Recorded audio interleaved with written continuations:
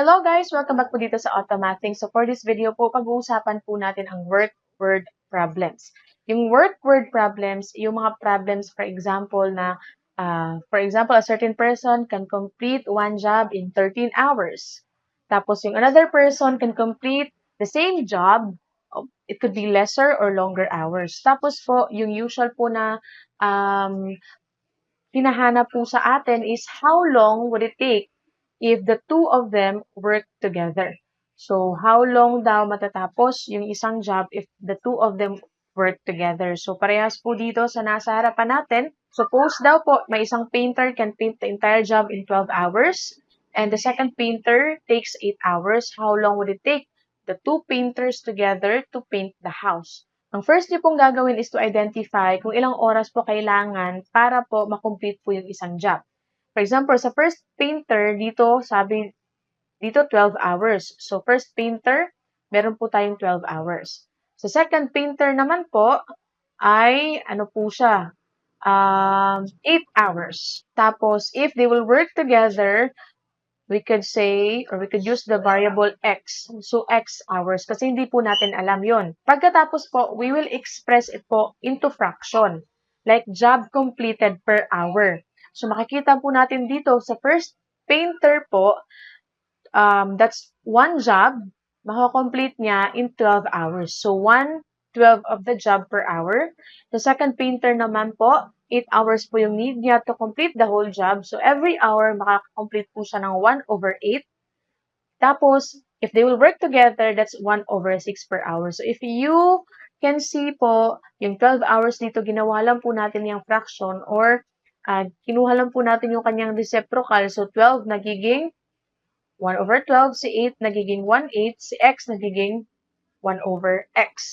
Tapos po, we will find or we will combine the labor. Or meron na po tayong equation po dito, 1/12. So makikita nyo po itong 1/12, that's the first painter, job completed per hour. Okay? Tapos si 1/8, that's the job completed ni second painter per hour. Tapos itong 1/x, that's the job completed together per hour. Okay, so meron po tayong example po dito. Working alone, Ryan can dig 10 feet by feet hole in 5 hours. So si Ryan, lagay natin dito, can complete one job in 5 hours. Tapos si Castel, sabi pa Castel can dig the same hole, the same job in 6 hours. Okay, tapos how long would it take them if they work together? So, if they work together, hindi natin alam kung ilang oras bago matapos. So, x hours. Yan. Pagkatapos, we will express this one into fraction.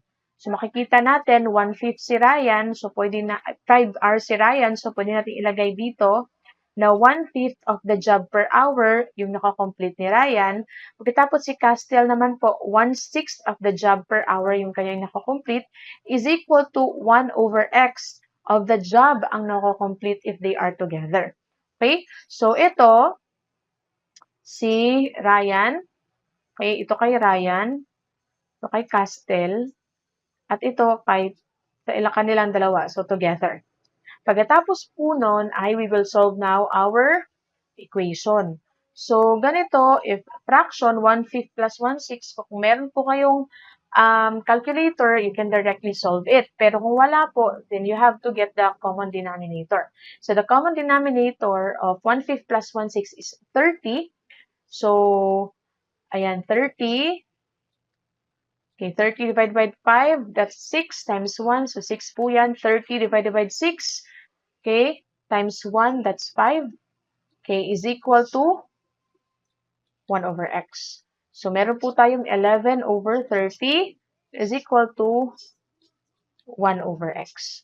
So, yun po ang gagawin po natin is to cross-multiply. Pwede po natin yung i-cross-multiply, ano? Para po itong ang x ay makuha po natin. So, pag cross-multiply po natin, multiply po natin yan sa 11 times x. So, magiging 11x. Tapos, 30 times 1 naman, that's 30. So, then divide by 11. Para mag-cancel po si 11, Hanggang si x na lang po yung natira kasi siya po yung gusto nating makuha. So, 30/11. So, meron po yan sa inyong mga calculator. That is 2.73 hours. So, kailangan po ng 2.73 hours para po makomplete yung one job if they work together. So, ganun po yung gagawin. Next, we have here, working together, Jenny and Natalie can map a warehouse in 5.14 hours. So, 5.14 hours daw po if si Jenny and Natalie work together. So, together, okay, they can complete one job in 5.14 hours. Tapos, had she done it alone, it would have taken Natalie, kung si Natalie naman mag-isa, Natalie, 12 hours. So, sabi dyan sa problem, 12 hours. How long would it take Jenny to do it alone? So, ang kailangan natin ay ma-identify kung si Jenny lang po mag-isa. Ilang oras po ang kailangan niya para matapos yung one job. So, let's say X hours. Okay? So, same pa rin po yung formula na gagamitin natin. We will express this one into fraction. Yung mako-complete nila per hour. So, si Jenny, 1/x kasi hindi natin alam. So, this is Jenny. Okay? Plus, yung kay Natalie, alam natin, 12 hours siya. Okay, Natalie. Okay, tapos, if they work together, alam po natin na 5.14 hours po yung kailangan po nila. And then, now, ang kailangan po natin is, i-solve na po natin ang ating equation. So, let me write it here. Dito po. Okay, so ngayon po, ang gagawin po natin is, ito pong 1/12 ay itatranspose po natin yan sa kabila. Para po 1/x na lang po yung natira on the other side. So, magiging 1/5/14 minus 1/12. Again, if magta-transpose po kayo, yung positive po or yung sign po ay maiiba. So, kung positive 1/12, transposing it to the other side, magiging negative 1/12. Now, you can use po your calculator kasi meron po kasi siyang butal na 0.14. You can just directly divide 1/5.14. So, sa calculator po natin, that's 0.1946. Tapos itong 1/12, that's 0.0833. Okay, so if you will subtract the 2, it will give us 0.11127. Okay? So, para makuha po natin si x, ang kailangan lang po natin is atin lang po siyang cross-multiply. So, magiging x is equal to 1/0.11127. So, yan po ay 8.99 hours. So, 8.99 hours po. Kaya ayan siya, yung time na kailangan ni Jenny para matapos po niya yung pagmamap po ng warehouse. So, ganun lang po kung paano po natin i-solve yung problem. We have another problem here po. Sabi dito, Shauna can pour a large concrete driveway in 6 hours. So, Shauna, 6 hours po bago niya makomplete. Si Dan naman, okay, can pour the same driveway in 7 hours. Okay, find how long it would take them if they work together. So, dito, the time together yung kailangan po natin. So, dito po, actually, meron pong other way of solving the problem na we can use this formula. Okay? Hourly fraction together times, multiply po natin yan ng yung time na kailangan nila working together. Time working together, that is equal to complete one job. Okay? One total job. So, if we will use this equation, or this formula, hourly fraction together, so yung fraction ni Shauna, hourly is 1/6. Po ba? Tapos, dan naman, 1/7. Multiplied by time, working together. So, yun yung hinahanap po natin, okay? X equals to complete one total job. So, ito, ang gagawin po natin is, ayan na siya. Meron tayong equation, so isolve na lang po natin yung problem. So, ito, let's have our common denominator. So, yung common denominator po natin sa kay 16 plus 17 is 42.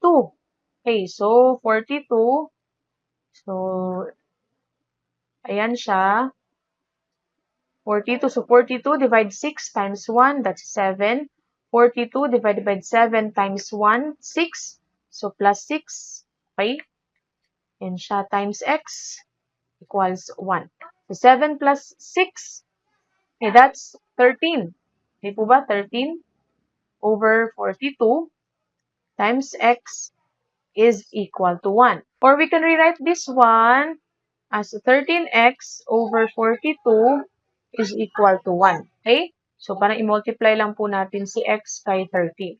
Pagkatapos nun, i-cross multiply po natin siya. So, 1 times 42, that's 42, is equal to 13x. Kasi meron po yung 1 dyan. So, 13x times 1 din, no? Kaya, 13x po yan.